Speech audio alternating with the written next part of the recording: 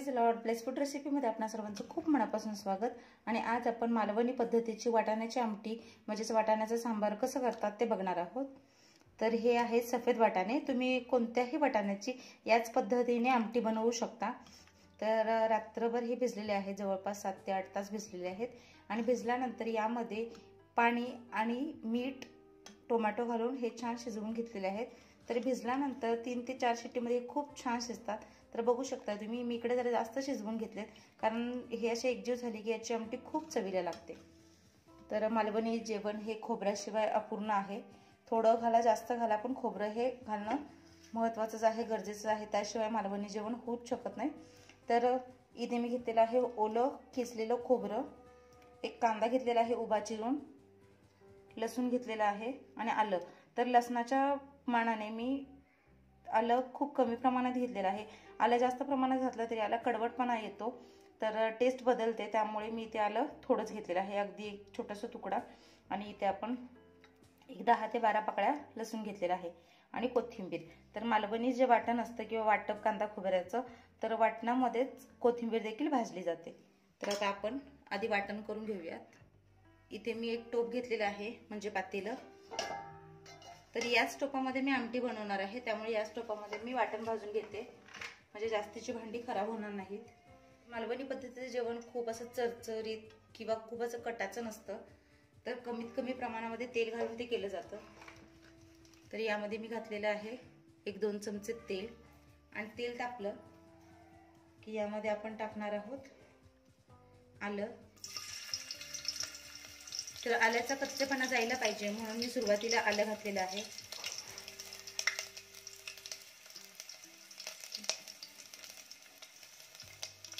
आता आलं छान भाजलं की त्यामध्ये टाकायचा आहे कांदा.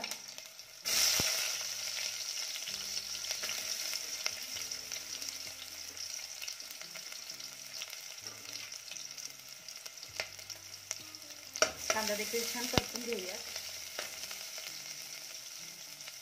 रंग बदलेपर्यंत कांदा छान भाजून घ्यायचा आहे आपल्याला. तर हे पहा, कांद्याचा रंग बदललेला आहे. हलकेवार कांद्याचा रंग बदलला की त्यामध्ये टाकूयात लसूण.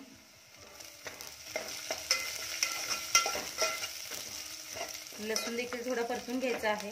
तर मालवणी जेवणामध्ये आल्या लसणाची पेस्ट वगैरे वापरली जात नाही. मालवणी पद्धत असली तर प्रत्येकाच्या करण्याच्या पद्धतीमध्ये थोडेफार वेगळेपणा असतोच. तर माझ्या घरी ज्या पद्धतीने केलं जातं त्या पद्धतीने मी तुम्हाला दाखवत आहे. तर लसूण थोडा परतला की लसणामध्ये आपण टाकणार आहोत खोबरं.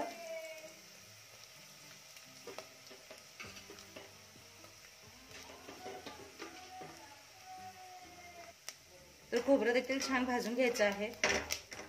तर अगदी रंग बदलेपर्यंत छान करपूस असं भाजून घ्यायचं आहे. हे पहा, खोबऱ्याचा रंग बदललेला आहे.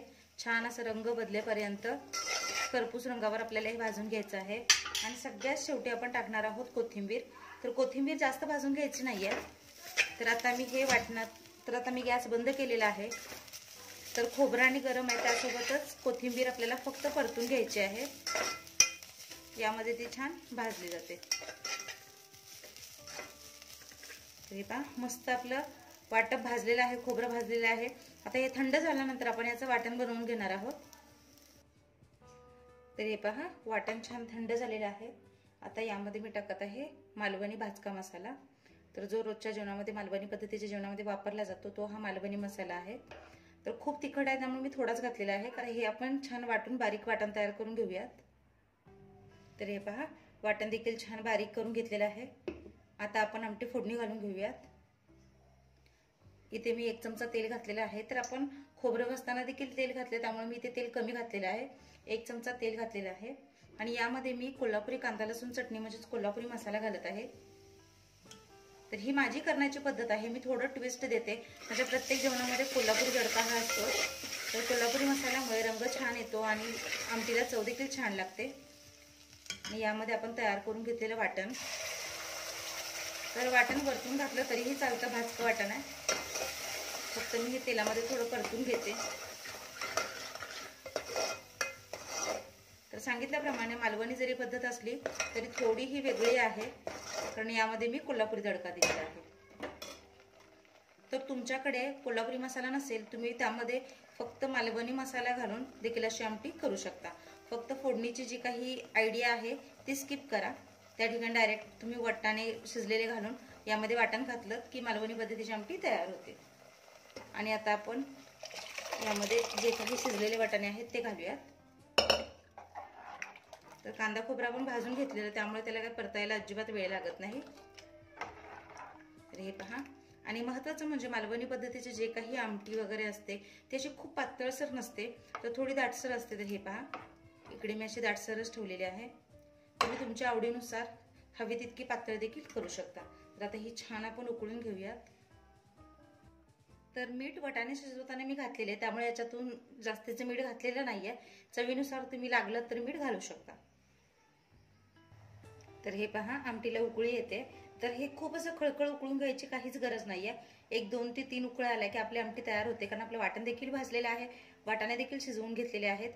तर मस्त हे बघा, रंग सुंदर आलाय। तर कोल्हापुरी मसाला घातल्यामुळे याला रंग खूप सुंदर येतो। आणि वाटणामध्येच आपण आधी कोथिंबीर घातलेली आहे। तर कोथिंबीर वरून घालायला पाहिजे असं काही नाही, मी फक्त सजावटीसाठी थोडी कोथिंबीर घालत आहे, हे ऑप्शनल आहे। तर कोथिंबीर घातल्यामुळे जरा छान दिसते आमटी, त्यामुळे मी घातलेली आहे। तर अशा पद्धतीने मालवणी पद्धतीची वाटाण्याची आमटी किंवा वाटाण्याचं कालवण, वाटाण्याचं सांबर तयार झालेलं आहे। तुम्ही देखील नक्की ट्राय करून बघा, तुमचा अनुभव माझ्यासोबत शेअर करा। आणि महत्त्वाचं म्हणजे अशाच नवीन आणि पारंपरिक रेसिपीजसाठी ब्लेस फूड रेसिपी आपल्या चॅनल सबस्क्राईब करा, लाईक करा, शेअर करा, घंटी वाजवायला विसरू नका, छान छान कमेंट्स करा। नवीन रेसिपीसह भेटूया पुढच्या व्हिडिओमध्ये। तोपर्यंत स्वस्त रहा, मस्त खा आणि माझे व्हिडिओ बघत रहा।